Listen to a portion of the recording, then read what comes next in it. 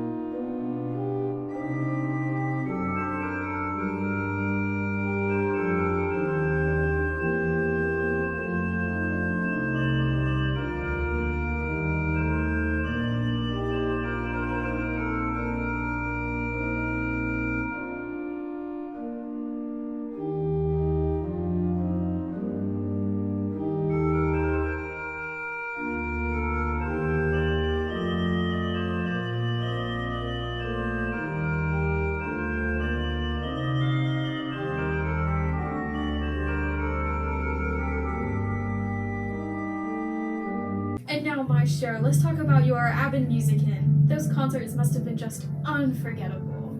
Ah, candles flickering, the church filled to the brim. Families, travelers, townspeople, all gathered. I would weave chorales into fugues, improvising for hours. People said they could feel the prayers rising with the music. And one evening, a visitor even said, "It feels as if heaven itself descends." That was my goal, to make sacred music live. I can only imagine how it must felt while you were in there. Improvisation is vital. Never play mechanically, but feel the melody. Take a simple four-note chorale and build a fugue. Each note becomes a voice, and each voice becomes a story. Ornamentation is not decoration, it is meaning. A sigh in the music, a suspension, a pedal echo, all are like words in a sermon. And the space matters. Listen to the church, the air, the echoes. Music is alive only when it breathes with surrounding and its audience. Truly fascinating, Maestro. Would you have any advice for our young musicians today, like Bach here? Just to play with purpose. Every note must mean something. To observe the text, the melody, the silence between notes. Music is not just sound, it is a shared feeling. And never stop exploring. Travel if you can. Hear other masters. Learn from everything.